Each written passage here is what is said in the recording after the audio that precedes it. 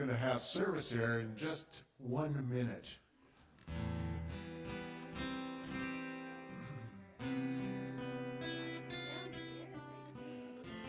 This is the season of renewal. The flowers are blooming. The trees are blossoming out. The leaves on the maples are about to burst.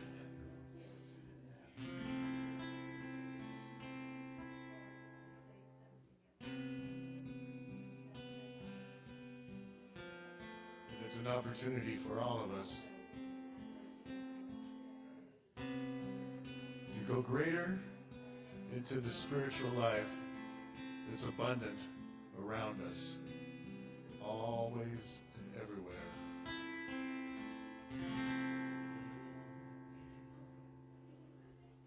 Oh, it's 11 o'clock in the morning on a Sunday morning. What a great place to be. Welcome to Woodland Chapel. Oh, right on.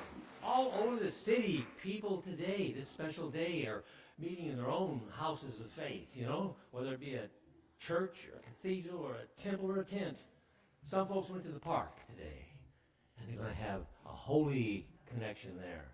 We just honor it all, do we not? We just honor it all. So welcome, you guys. Is there anybody visiting us for the very, very first time? Very, very first time? My goodness. I'd like to. Yes? Well, I have to honor one here who's a friend of Phyllis and mine and is becoming such a part of our household to help with everything that I need as I'm ready to get ready for what's happening in the world. Okay. So, welcome. We always hope that when you come, you know, that you like what you hear and that you like what you see, and we always hope you'll come back because we're ready for you. We are ready. Hi, Chris. I see you. You're here. Everybody's here for a great reason. So before we get started, I need to do a few business things here on announcements. I guess you know that we do have potluck today, right? You got that? Okay. I'll go on then. The LIT, Living Intentionally Today, this discussion group is really something else. It's great. I'm going to try to be at the next one coming up, because it's coming up on Wednesday, April the 15th, and it's from 7 o'clock to 8:30, right here at Woodland Chapel. And we're going to discuss all the current challenges that focus on using spiritual principles that help in our daily living. There are such a thing as spiritual principles. If you haven't discovered them or are suspicion they're there, come on, let's discuss them. Come on around and join us. That's what I like. Soup for the Soul is a fundraiser, and it's been so successful. The Soup for the Soul is going to be April the 19th. We just asked you to sign up right out here. There's a place. And our Soup for the Soul fundraiser for April is going to be something really special. We're going to let you know about that. Now, Julie, do you have something you'd like to kind of bring up? Julia? Yes. I thought so. I did. I do have something come back. Don't hide. So I just have to acknowledge, Cheryl, really, I don't know that we would have anything at all going on today if you weren't here to make it happen. And she bought the flowers, and I know her. So as she got here at 9 to get everything ready, and there's lots of stuff, of course, to get ready. You know how it is when you have company at your house, and Easter's kind of like that. And then I thought to myself, I wonder what she's going to cook for today, too. And so she brought a ham. And and then on top of that, she brought a hat for me to wear. But she just makes things happen around here. And I just want to acknowledge her because, yeah, all the detail work that needs to be done. And, yeah, so thank you, Cheryl. Thank you, Cheryl. Now sit down. The other person, Dawn, is back. And yes.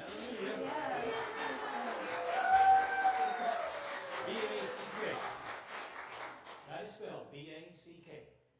Yeah, and well, and he is not not going to be stopping along the road anymore to change tires for people. And so that lesson learned. Lesson learned. And we're just so happy you're here The this doctor morning. tells me I'm no longer a young stud that can do with things, anything I want to do. You know, Yeah. change anybody's flat tire. Don't do it. So I'm Yeah. not. They, Change your own flats. these are hard lessons to learn. Yeah. So, yeah, and welcome everybody. It's so glad to see you all this morning. I'm so hyped about Easter. I love Easter. And really so glad that you're here on the first warm, sunny weekend of the year, which is wonderful for all of us. And I'm sure that a lot of people are just at the beach, sitting in their backyard. But I am so glad that you chose to be here when you could have been so many places. So welcome this morning. Okay, Blaine, are we going to stand and sing? Yeah. Okay. Okay. One more announcement here, I think. Oh. Sorry. Okay. Sorry. You know what? I think we'll just have music. Let's just sing. Stand and sing. Let's sing.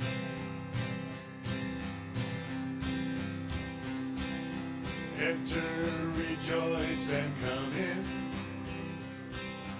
Enter, rejoice, and come in.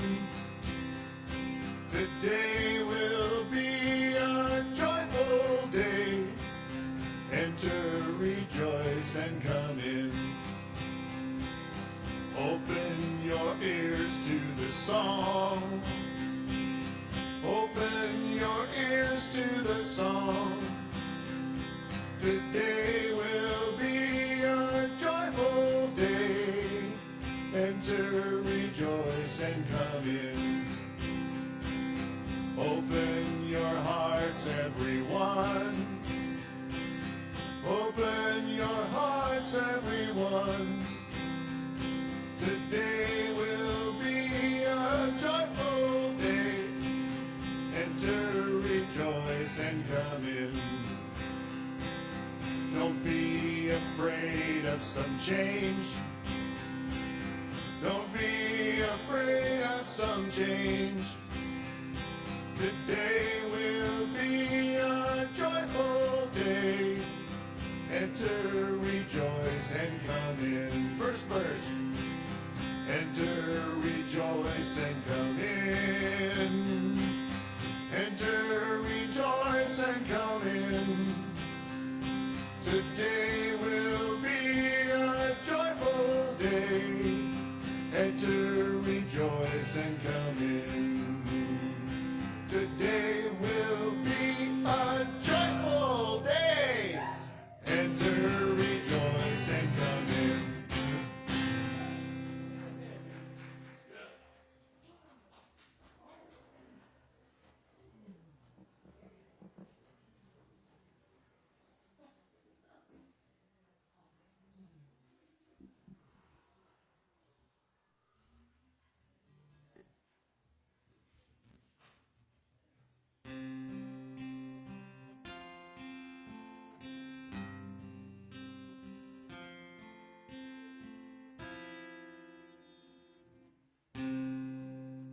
Why have you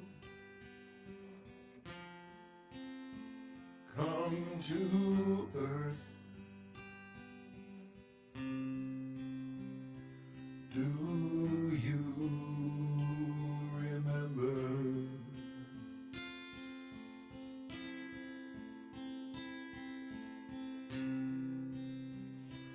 Why have you taken birth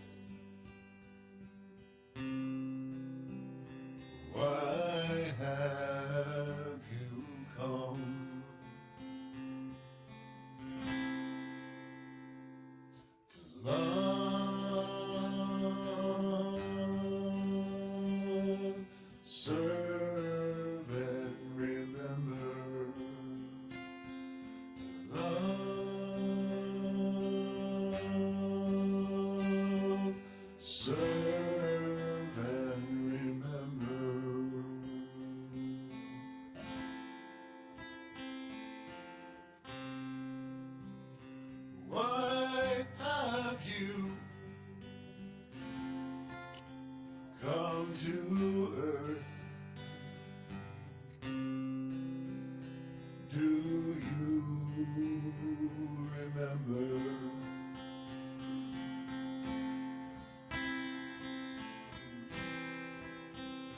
Why have you taken birth? Why have you come? Love, serve and remember. Love, serve and remember. Love, serve and remember. To love, serve and remember.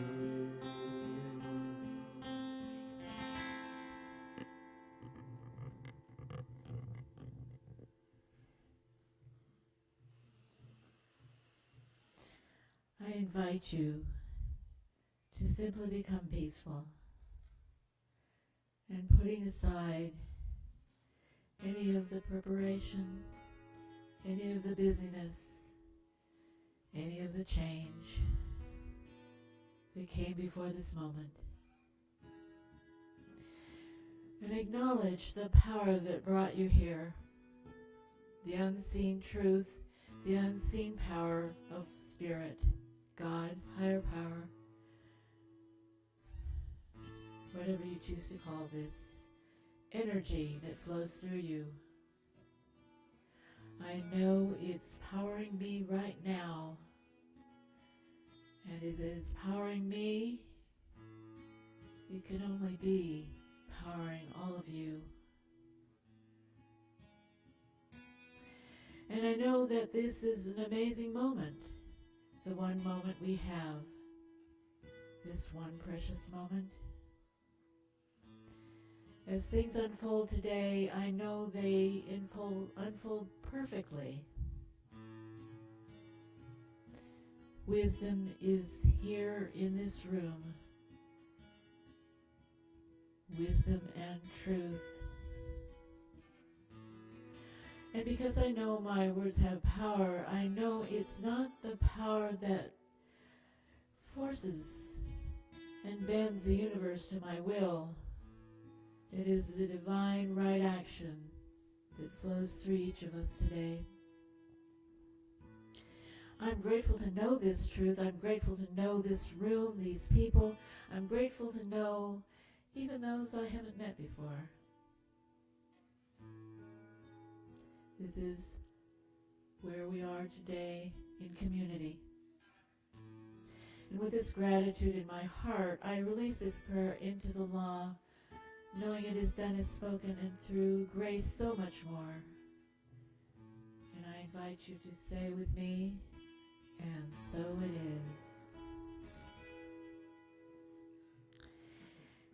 is. And in your program, there is an affirmation in blue. Please join me in reading. As my world awakens to spring, I review my intentions with kindness. Yes, I know that I'm just here to love, serve, and remember. And so it is.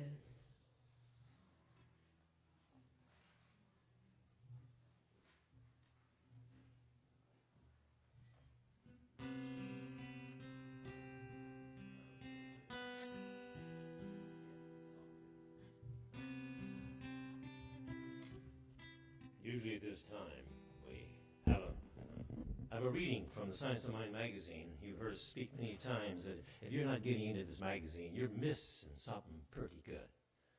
There's an article in there by Jesse Jennings in this magazine.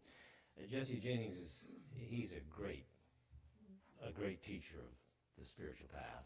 But he's also got a sense of humor, and he also honors the background of religious science and our faith.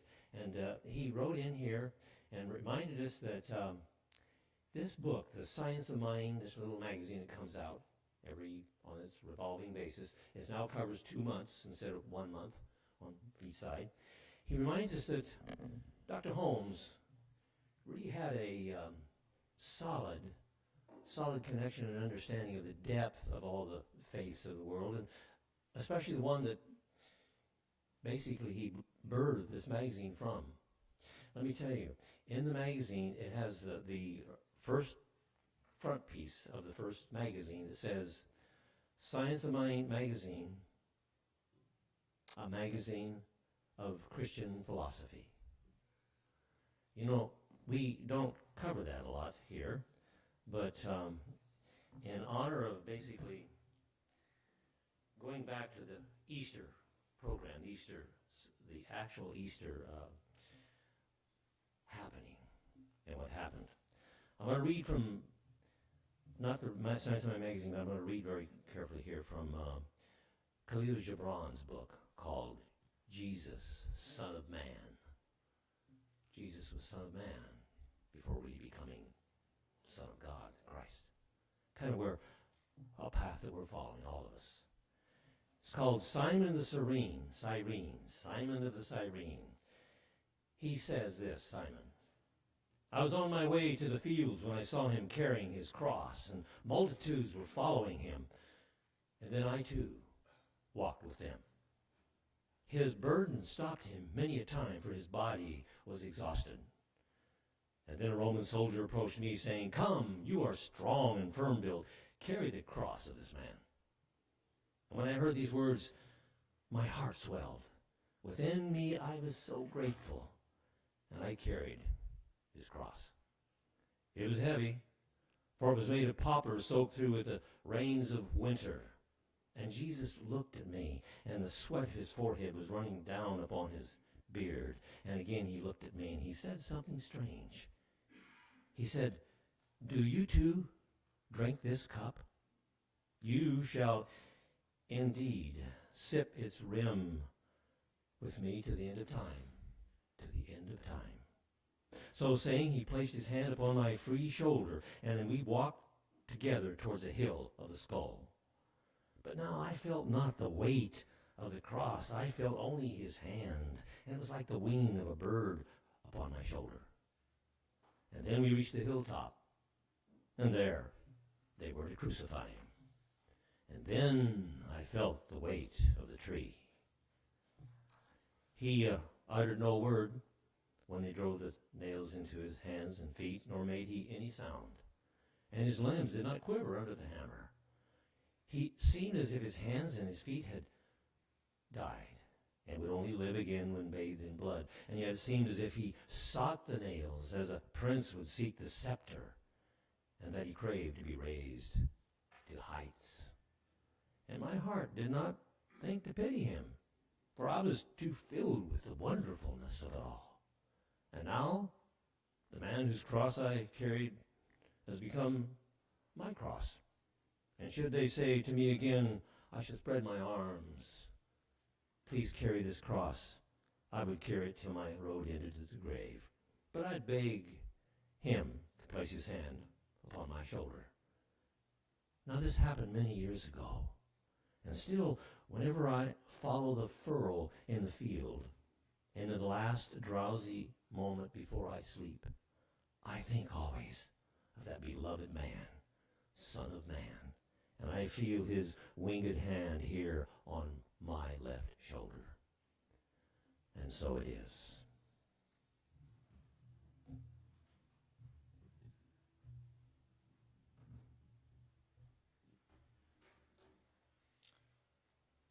So here's a song that I think everybody knows, and I invite you to sing along.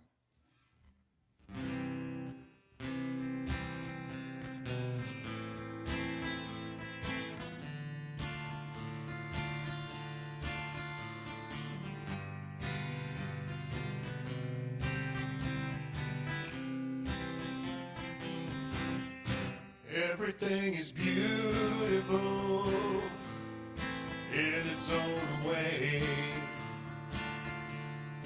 like the starry summer nights, the snow-covered winter's day. And everybody's beautiful in their own way. Under God's heaven, the world's gonna find a way. There's none so blind as he who cannot see. We must not close our minds, we must let our thoughts be free. For every hour that passes by, well, the world gets a little bit older. It's time to realize that beauty lies in the eyes of the beholder. And everything is beautiful in its own way, like the starry summer night, the snow-covered winter's day. And everybody's beautiful in their own way, like in God's heaven, the world's gonna find a way. We shouldn't care about the length of their hair or the color of their skin. Don't worry about what shows without, just love what lies within. We're gonna have to all get it together now to make everything alright. Get your attitude into gratitude and it gets your mind all tight.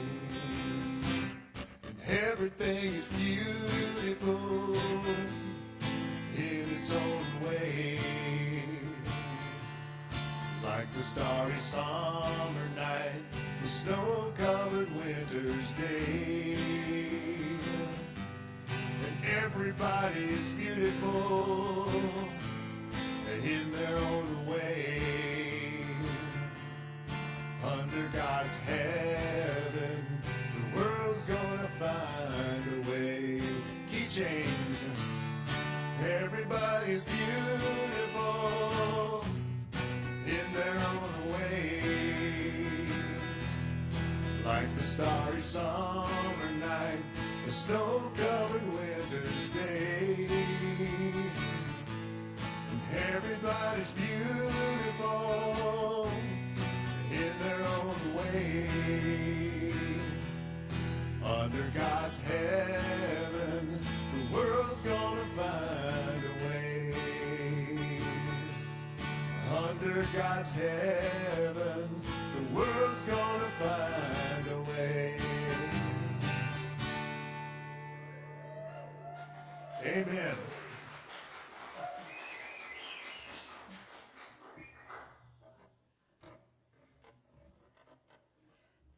Thank you, Blaine. Oh my God, I always feel like after he sings, is that, okay, there's no sense me giving a message because the message is in the song. And what a great song. Did you listen to the lyrics to that really close? Everything is beautiful. Everyone is beautiful in their own way. And so this morning, it's Easter morning, and there's celebrations going on all over. There's some traditions that don't celebrate Easter. They celebrate Ramadan. They celebrate Passover. Other traditions. And but for those celebrating Easter, there are so many ways that people celebrate Easter. And Ruth was telling us that from her community where she lives, they have a bus that left really early for sunrise. Do you guys think we ought to do that one year? So, we have done that. I have done that in the past with a group. But so we may not think alike, but I'm hoping that every celebration opens our heart to a deeper level of perhaps compassion. And so wherever anyone is, we're all on our right path, you guys. It's like there's a mountain. I always visualize it as Mount Hood because it's perfect shape. And we're all somewhere. And the path is up the mountain. And we're on a different path. But we're all trying to reach the same point, the top of the mountain. And so I love how this tradition, how our teaching embraces all. We don't have to make anybody wrong. We're just who we are, walking on our own path. So, yeah, I had to say all that. Wasn't in my notes. So today I'm talking about transcendence. And as we move through this sacred season, and it's sacred because we have made it sacred. We look around to the new life and it lifts us up. And like today being this warm, sunny day, you walk out and generally you just feel so much better. So it's a sacred season, and may we open our hearts to a deeper rhythm of spirit today and let it just vibrate in our life forever. And may we trust that something beautiful is happening, is going to be born in us. And may we have the courage to rise, to live, and just as we have been, but not just as we have been, but as we are becoming, because we're all becoming. Transcend. You know what transcend is? It means move beyond. To move beyond where we are. And Easter is a time when people, Easter comes from the name of the goddess Easter. Easter. Actually, I think it's pronounced very close to Easter. A goddess, Anglo-Saxon goddess. Okay. All right, you guys. The goddess of spring and fertility. Greater life and more life.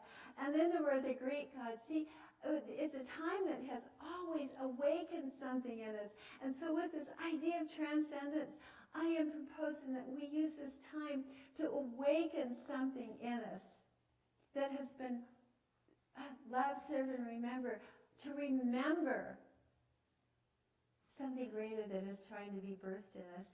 And the Greek gods, they were honored too. Well, the Greek gods, they didn't so much want sacrifices just to be honored for how great they were. But people have always recognized that there is something, some power. Usually it's called a god of some kind because we recognize it is greater than. And so people have always been seeking to have a greater experience, to transcend what is happening in their life now in spring, to sacrifice and pray and give gifts to the gods that the harvest will be better, that health will be better. So we have always done this as a people. The Jewish people have the sacrificial lamb that removed their sins so that their life would express more of God's divine favor. And Jesus, who became the sacrificial lamb to save his people, so that they might be reborn. So some gods need to be sacrificed to, some gods needed to be honored. And what we know here is that the God that the power that words don't work. God doesn't work. Spirit doesn't work. None of it works because it is beyond words. So it's not that we have to honor or worship or sacrifice to something out there, but what we have to do to transcend is to realize that it is all within us. That there is that which is, and it is in us. So New Thought, who picked the threads from the tapestry of life, what we believe is not new, it's ancient. And to take that and to blend that with experience and science. Because don't you love how what we believe we get to prove? I mean, isn't quantum science so cool? Because we all like to be affirmed in what we believe. And so it's like, yes, yes. And so we come to understand that that is within us, and it always has been. Kathy Daniels, last week, and Lit, as Don announced, brought Science of Mind magazine, and there was an article in there by a woman by the name of Diane Ensign. And she talked about throughout time, there has been the recognition of this divine spark in the very essence of our being. And the article is about how we can magnify that divine spark in us, that we can, she didn't use the word transcendence, but that we can go beyond, and that we can create in our life, be co-creators with Spirit. See, all of this throughout history, whether it was sacrifice or honoring the gods or putting an altar, and it's really fine. I have a statue of St. Anthony, and he works really hard for me. So it's whatever it is that brings the sacred into our life, whatever it is that brings the sacred into our life. So all of this is about how can life be better here on planet Earth. And praying to the gods and sacrificing that they would help us. But what we know, and this is so good, and sometimes it feels like, oh, a responsibility. But we have the power within us because we are one with that which is. We are one with the divine life, and therefore all the power that is in us and through us, and we have this creative power that through the power of our beliefs and thoughts acts on a law and brings into being. And in the Science of Mind magazine, she quotes the Persian Sufi poet Hafiz, who wrote, "I wish I could show you when you are lonely or in darkness the astonishing light of your own being." Only poets can really put it that way. And Rumi said, we carry inside us the wonders we seek outside us. How often do we think it's all out there? We have to find it out there. No matter what it is. It's all out there. Whether it's relationships or money or whatever, it's out there. But it is not out there. And when we get this, and so this idea of transformation is to transform our own minds so that we come in more alignment with the truth. Ernest Holmes said, your outward search for God culminates in the greatest of all possible discoveries, the finding of Spirit at the center of your own being. Life flows up from within. And be ye transformed by the renewing of your minds. And Paul's letter to the Romans, that was one of the good things that Paul said. Leave it at that. So how do we do that? First, you guys, we need to be willing, because it's so nice to hear this and to read inspirational things. And then to want it and to wish for it. But we have to be willing to open our minds to new possibilities. And that sounds weird. It's like, well, of course I want new possibilities, and I want this to be better, and I want my life to look this way. In ways that it is not looking right now, in whatever dimension it is for you.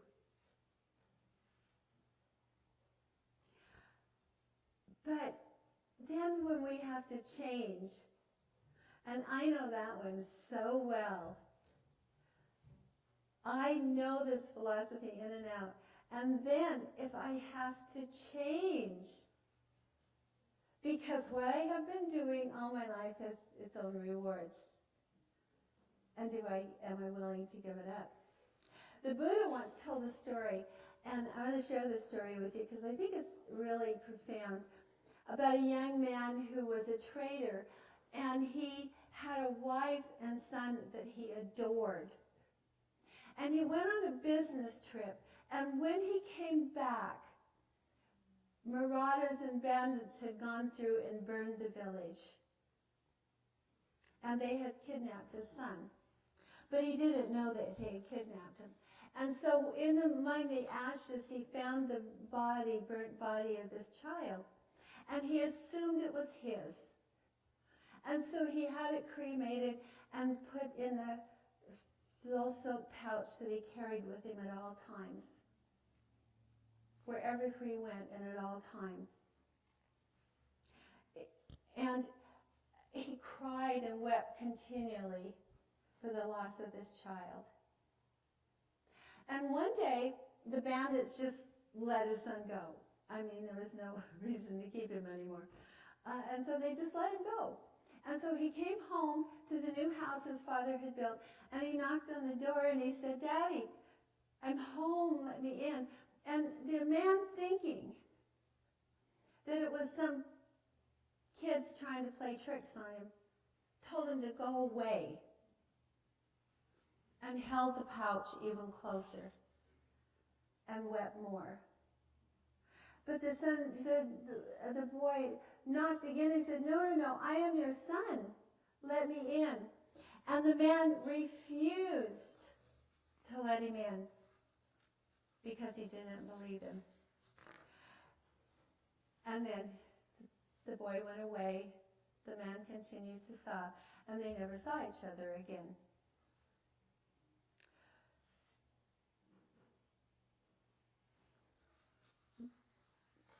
Buddha had this to say, or is reputed to have this to say. When he came to the end of the story, he said this: sometimes, somewhere, you take something to be the truth. But if you cling to it too strongly, then even when the truth comes in person and knocks on your door, you will not open it. I thought that was profound, and it really required a lot of thinking on my part. What am I holding to that is keeping me from opening the door to something greater? This is the work of our spiritual practice, because I believe we are meant to become the full flowering of who we were born to be. And then, to transcend, to move beyond, as Diane Edson said, set an intention. And I'm going to recommend to you that you pick up the Science of Mind magazine. It's March and April. There are only 2 left, and they're half price. I think that was $6. But it's really, really a great magazine. And what she said in there, our foundation and beginning point is intention. So what is it that we're willing to look at differently, to open up to willingness to let go, and to open up to perhaps we're holding on to something when there's the greater truth for us, and then this, to set an intention. Gary Zukov said, your intentions create everything in your experience. And even when we're not aware, we're always setting an intention. So be clear about our intentions. So as a practice for this Easter practice, whatever it is in your life that you would like to see open up to a greater experience, set an intention for that. Write it down, she says, and continually to read it. And you see, so that we become really to believe it deep down, because it's done into us as we believe, is it not? And our beliefs, our thoughts move energy into form. I think on some level Einstein said that, didn't he? E equals mc squared. Well, sort of. Didn't say it that way, but, you know. Well, he did say E, it's MC squared. So, yeah. Anyway, you guys get the idea. Oh, gosh. So, I always set intentions for things that are important. And when I get busy and I just move through thinking, life tends to kind of get scattered. But on the things, I promise you that when I set an intention and I write it out and I read it, and I really believe it, then by gosh, it is a reality. And I have to tell you, I'm not going to go telling you a lot of stories about my intentions and how, but I will say that here at Woodland Chapel, and a couple of years ago, Ruth was no longer doing the weddings. Practitioner Ruth, and welcome this morning with that spectacular hat, and yeah, so glad to see you. And so she was no longer doing the weddings, and so we're having weddings here at this chapel. Well, and many years ago, I guess there were lots of weddings that were performed here. And it's a beautiful place for weddings. And there's also the meditation garden that's a beautiful place. And so we set an intention, the board and the leadership here, the ministers, to open this up, or open up to weddings, and to make some changes in certain places to facilitate that. We set that intention a while back. And there have been, Cheryl could tell you, but I think about 7 weddings scheduled this year, since then. And we had none. The power of intention, you guys, that's held, we all held that. We didn't have any doubts, we knew it. And we knew it was perfect here. And we knew it would be a place that would bless people. 7 so far in this March. So I can't wait to see what happens. And we painted a room downstairs for the brides. And so we're preparing. See, you set your intention and then prepare for it to unfold. It's just so cool when we learn that it comes through us, not to us. We always think it comes to us, but it comes through us. And so, along this line, I talk about my garden a lot. And so it's that time to clean up the mess I didn't clean up last fall, so that we can begin to plant it. And I do it for fun and for beauty and for good things to eat. And Paul says, well, we'd be better off financially if you just went out and bought everything. But it wouldn't be anywhere near as fun. So one of the things that we're doing is cleaning this out. And one of my daughters was helping, and she's a really amazing gardener. And I was like, I think the peony died last year. And she said, no. And she began to whack off all this stems. And I said, but it'll die for sure now. She says, no, you have to cut back in order to give more life. And so I began, of course, everything's a metaphor when you become a minister. And so I began to see that, well, that's, it is a metaphor, isn't it? That we have to clean out and let go what no longer serves us and what's in conflict with what it is that we want. And sometimes we have to cut back a lot. But it starts with intention. And then my son called up and he said, Mom, I hope you're not going to do what you did last year. How many peppers are you going to plant? And last year, I planted every pepper they had in the store. One of them was so hot that it almost sent my daughter to the hospital. So that's true. I mean, well, that's because she didn't listen to me. I said, leave my peppers alone. There were all these peppers in there, and there were all different kinds of peppers, and they were beautiful, and I planned to do something with them. And she was home for Christmas, and she's a smart girl. And so I said, she said, well, Mom, we got to do something with these peppers. I said, don't touch my peppers. And then I went somewhere. I came home. She was in bed. She had roasted all my peppers. And then out the habanero, took a bite of it, and it was awful. It was awful. But once again, I always tell them, if they don't listen to me, no telling what's going to happen in their life. But so he did. He said, I hope you don't make the same mistakes you did last year. And so, I thought, well, that's a metaphor too. Am I going to repeat this over and over again for whatever reason I'll repeat them over and over again? But it occurred to me that, we have to cut back and clean out. And it's okay if we're not ready to do that. No judgment. Things come around again, don't they? And again, and again, and again. And the other thing I want to say, which doesn't seem too new thought, I so believe in positive thinking. I was so good at positive thinking, I took a counseling class, and the teacher said, the professor said, what about your shadow? I had no idea what a shadow was, but he could clearly see it. And once I began to go deeper into this, sometimes it hurts, it's painful, there's stuff. So what I want to say for us, the last part maybe, don't be afraid of pain. Don't be afraid of it. I know in New Thought we just never talked about that, but it's really important because in order to process through things, there is generally pain somewhere that rises up. Don't be afraid of it.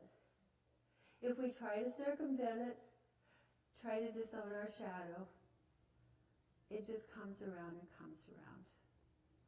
And it's okay. Just get somebody with you. And I see we're coming to the end. I wanted to give you some really quickly here. Ask yourself then, as a practice, beginning today, to go home and do this when you set out an intention for something you want to go beyond in your life. And there's always something greater that's calling us. First, is where I am in every way in my life, look at that, where I want to be, is health, abundance, love, peace. Whatever I feel I am seeking is seeking me. And so sit with that for a while. Then ask yourself, second, am I willing to transcend my current experience? And that's usually eye-opening. What do I have to give up? Well, maybe I have to give up this resentment. Not ready, So it's okay. We'll just come around again. Then set your intentions. That's 3. For what it is you really want. And write it out and be really clear. And examine what must change for this to happen. So as we move through this sacred season that we have agreed is sacred, may we open our hearts to a deeper rhythm of life, to a greater experience of who we are called to be. And may something beautiful be born in us. Namaste.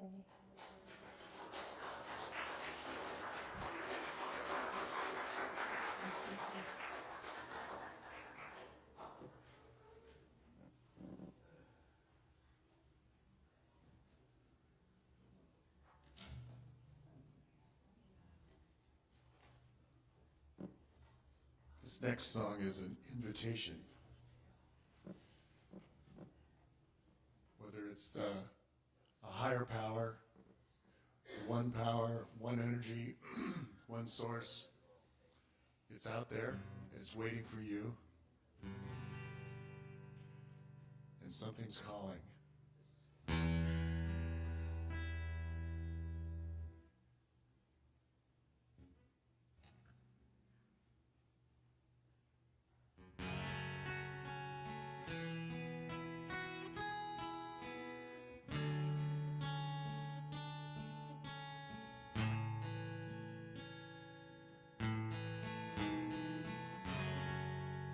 Something's calling me.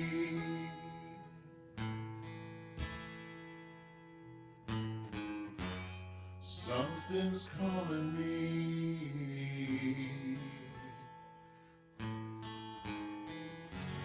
Something's calling me a little bit deeper than I've ever been before. Something's calling me.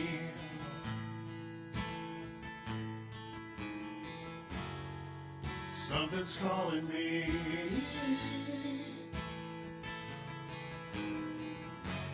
Something's calling me a little bit deeper than I've ever been before.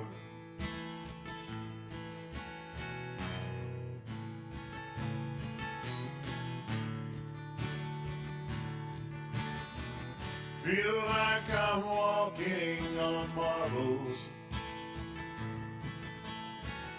Can't still the earth beneath my feet. With my head in the clouds, my naked legs left dangling, I feel my heart begin to pound. Something's calling me. Something's calling me. Something's calling me a little bit deeper than I've ever knew before. A long dark night, my soul it wanders. I can't see the light that moves in me. If God is everywhere and everything where I belong, Spirit wakes me from my sleep and we sing. Something's calling me. Something's calling me.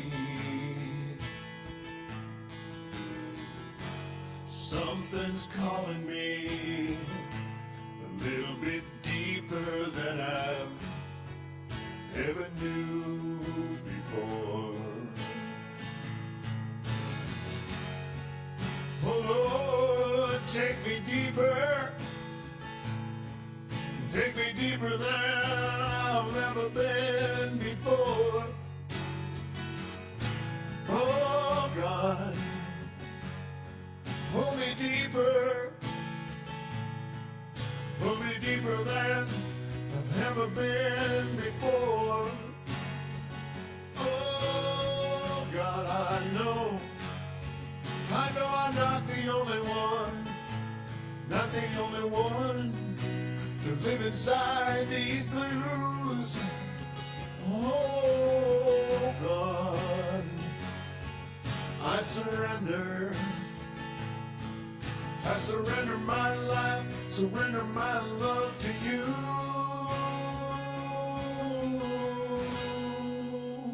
Let's sing. Something's calling me.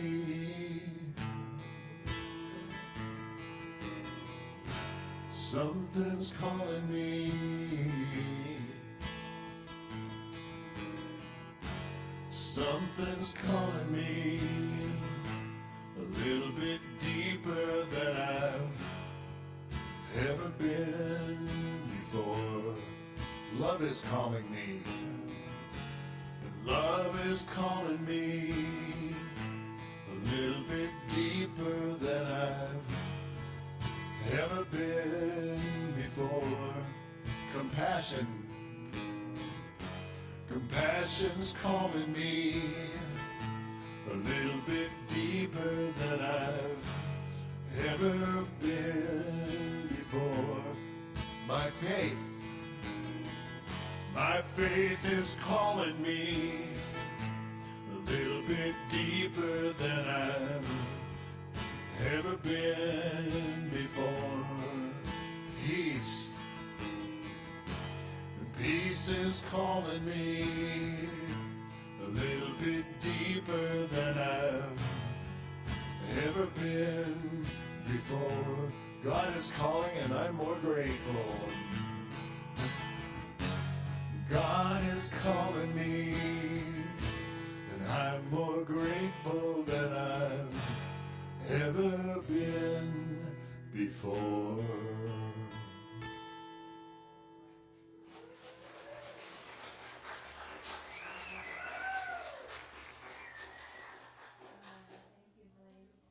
Now is an offertory time, but we're going to do something a little different today. So we'll sing our offertory song, and Reverend Dawn is going to do a prayer for that. But hold your offering in your hand, and then after the ending song, after Blaine sings the ending song, we'll just walk out this way, take a flower, take a little egg, and leave your offering in a basket that's there. So it can be a really sacred experience as we give and we receive. So, Reverend Dawn, do you want to say a... Okay. On this next breath we take, let's just simply feel the going deeper into that which calls to us to be a part of something great and good and expansive and magnificent. And we do that by sharing our life, sharing everything that we have that we feel that is so good for us.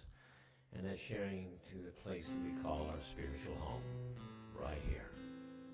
So just, if you have a chance to take your offering in your hand, now do so. Just do so. Feel the energy that you give this as you give it out to the place that will give you back manifest blessings. We are so grateful for you. We're so grateful for what you have decided to share with us and just being here today. But we're also grateful that we can pay the light bill, all the things that keep us in business, and that we can give to others also in creation of wonderful programs, wonderful moments like this, and have wonderful musicians like Blaine. So I give you thanks, and I ask you to just join with me and accept your wonderful givingness. And just simply together, why don't we just say that we are thankful, and we know it's thankful, and we simply say, and so it is. Blessed always, blessed always, for the arms of God surround us. Let our joy be so triumphant that we rest in God and say amen. As we have this morning talked about our own transcendence, knowing that we are all holy and that everything is holy now.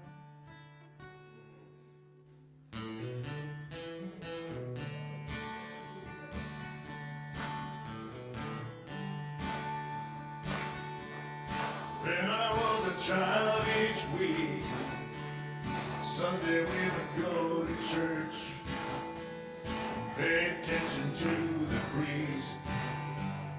He would read the holy word, consecrate the holy bread. Everyone would kneel and bow. Today the only difference is everything's holy now. Everything is holy now. Wait, don't leave yet. Don't leave yet. Don't leave yet. Not yet. We gotta sing. Read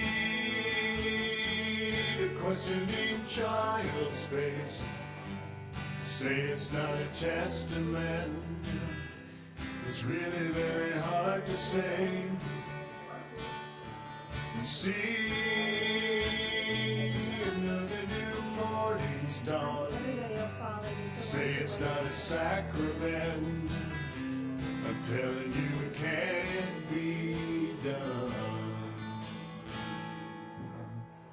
This morning outside I stood, saw a little red wing bird shining like a burning bush, singing like a scripture verse. Made me want to bow my head. I remember when church let out, how things have changed since then. Everything's holy now. Let's pray together. Everything is holy now. Everything's holy now. Everything is holy now. Everything's holy now.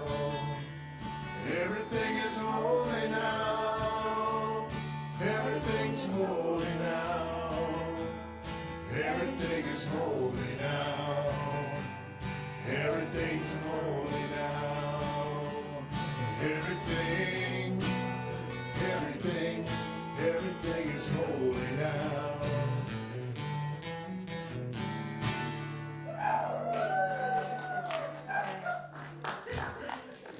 Happy Easter, everybody. If I can.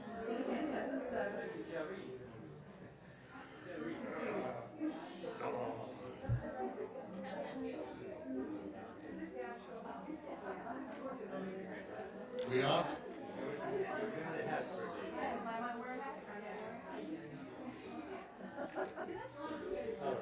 Yeah. I forgot I had this pen.